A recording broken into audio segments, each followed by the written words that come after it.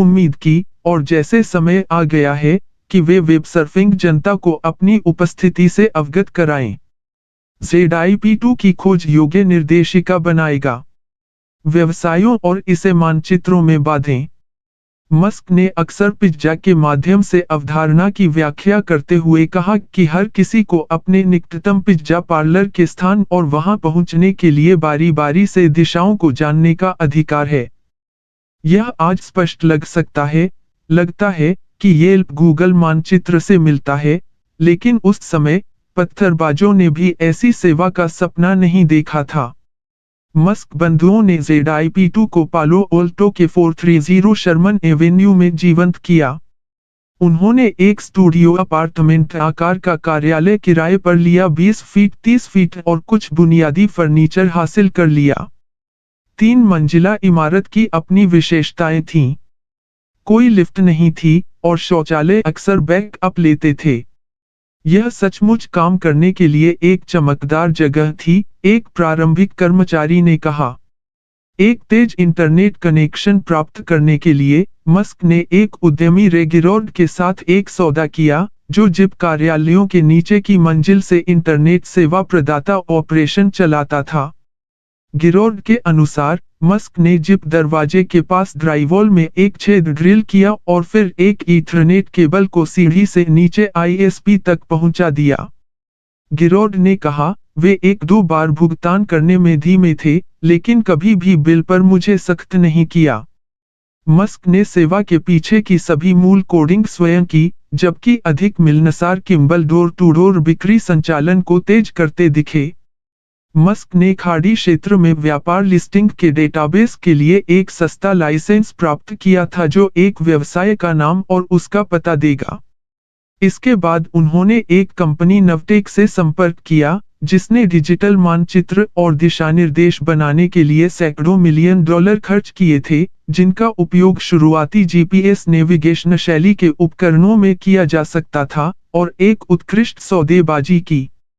हमने उन्हें फोन किया और उन्होंने हमें मुफ्त में तकनीक दी, किम्बल ने कहा। मस्क ने 2 डेटाबेस को एक साथ मिला दिया ताकि एक अल्पविकसित प्रणाली तैयार हो सके और चल सके।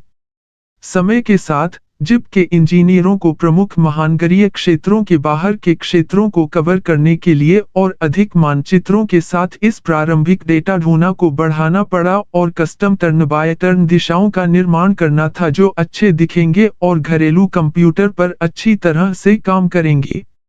एरोल मस्क ने अपने बेटों को इस अवधि के दौरान उनकी मदद करने के लिए $28,000 दिए, लेकिन कार्यालय की जगह, लाइसेंसिंग सॉफ्टवेयर और कुछ उपकरण खरीदने के बाद वे कमोबेश टूट गए।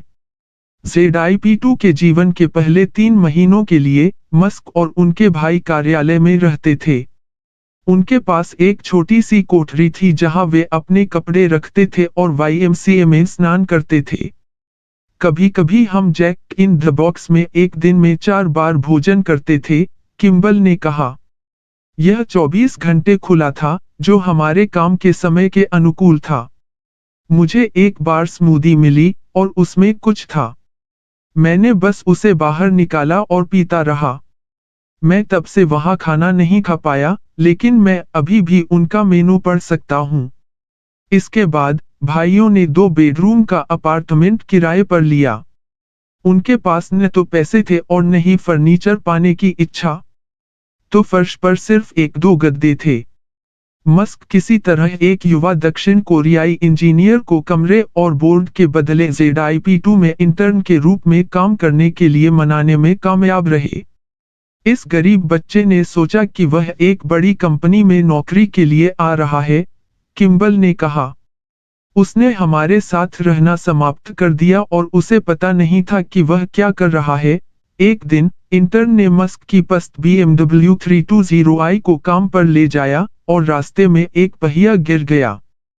पेज मिल रोड और एल कैमिनो रियल के चौराहे पर सड़क में खोदा गया धुरा, और जो खांचा खुदी हुई थी, वह वर्षों तक दिखाई देता रहा। ZIP2 सूचना युग के उद्देश्य से एक इंटरनेट उद्यम हो सकता है, लेकिन इसे जमीन पर उतारने के लिए पुराने जमाने के डोर टू डोर सेल्समैनशिप की आवश्यकता होती है। व्यवसायों को वेब के लाभों के बारे में समझाने